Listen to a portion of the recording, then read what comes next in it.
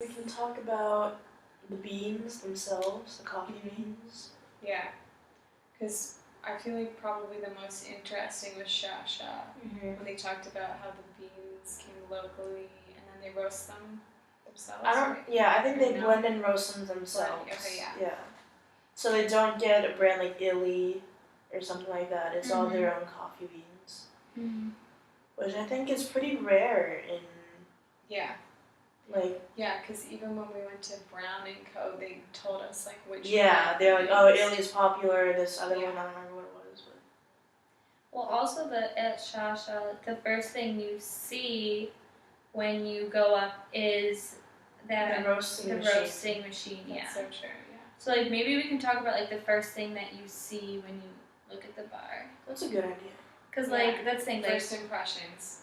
Because that's what either draws people in or that's what they go in thinking of when they go to. I feel like Shasha actually does a really good job with the tourism. Like, yeah. They have the giant coffee thing. People would want to go in because that seems like, oh, that's different. Yeah, but its location isn't really ideal for tourists. Yeah. Mm-hmm. But then again, maybe that allows them, like we were talking about, like, at least I think you and I pretty much thought the same thing. Like they have this sort of one time period that they're going for with their decor. Mm-hmm. And so then maybe that just, the fact that they're not in the historic center, like, they have a little more freedom to do what they want. Yeah. And I bet people like seek them out and go to Kati to go there. For the more serious tourists. Yeah. The Googling tourists.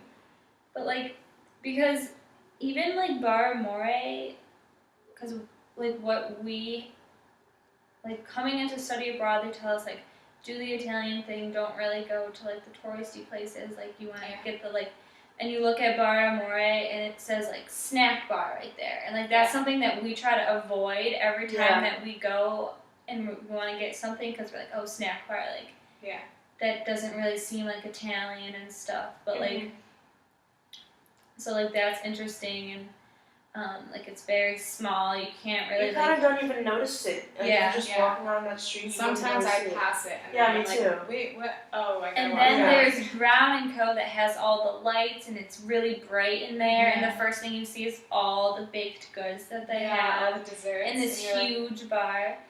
Yeah. So like that's like so maybe Bar Amore is more of like if that's your place to go like. It's more like frequent people maybe go to Bar Amore and like Brown and Co. like you're walking by and then you're like, ooh, like that place is pretty. Like let me go check that out. Yeah. So like their advertising and marketing of themselves is different. Yeah, and that is actually interesting. Like, I think we could compare what places, what they present to the person who's walking by, and so what draws the person in. Is it coffee or is it not coffee? Because at Shasha, it's pretty obviously coffee because they've got that huge thing of the beans, and then nothing else, no food. But like Brown like you were just saying, Brown and Co. It's all those desserts along that long line, or like also even when we walk by Universal, you like what's right in the window is like the pastries, like the little round with all the things, and then you go over another part and there's all this fruit. But the bar at Universal is pretty big too, and that's the first thing you see when you walk in. Yeah, once you walk in, yeah. And then the seating's like in the back, and the same with Brown and Co. I didn't even know Brown Co. had seating in the back. Yeah. Until we sat down. A lot of places are like that. The bar's always in the front, and I think that's for Italians. Right. And then. Because you wouldn't pass the seating and then go to the bar. You would like get your stuff in the bar and then go sit down. Yeah. So you just like. Walk in, get your drink, walk out. Where else? Della Pace. Yeah, what else can we say about that? I don't know what the outside of that way looked like. Well, they were under construction. It's very dark and a lot of wood. Yeah. So, and you go in, and there's a lot of also just kind of strange and interesting decor. Like, do you remember we were sitting like right under that big vase with all those cotton blossoms, like dried cotton blossoms going out? And that was just. And they were decorated for Christmas. They had a bunch of ornaments everywhere. It didn't. I don't know if it felt Italian really. Yeah. Like the cash register was like this old. I don't know. It just. I'm kind of seems like an 1800s. Yeah. Like, what are those things like in all the westerns? Like everyone Yes. goes into. I can totally see Yeah. that. Like with the sliding A doors. saloon. It a feels like a saloon. saloon. Yeah. Yeah. I feel I like could it's totally see that. And they had like even in the back in that room that we were in before, they had like this old camera Yeah. and it The was old like where you looked put it like over that. and then. And they had more boxes that said like cotton on them. Mhm. Now I understand why I thought that was so weird because yeah, probably it kind of makes you think of like the South and stuff. Yeah. Which is like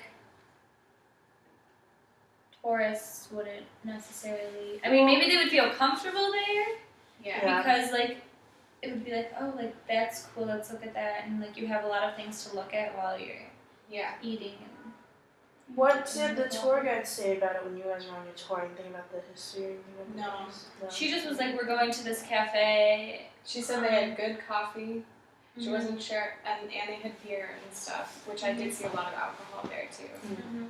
And then we sort of asked like, oh, are there any cornettos and stuff? And she's Mhm. like, I'm not sure if they have them. So it's definitely not one of those places that You markets go- like we have a lot Yeah. of delicious pastries It doesn't- as opposed to brown. It doesn't seem like a place Italians would go in the morning before work. Like it seems Yeah. like a sit down. Yeah. Mhm. Like I don't know, like an American would go. Definitely. That's somewhere where you can go, and you've been walking around Piazza Navona for an hour, and you're just tired, and you just want to like Yeah. sit down and have Mm-hmm. a drink. Yeah. And have an interesting vanilla coffee. Very interesting.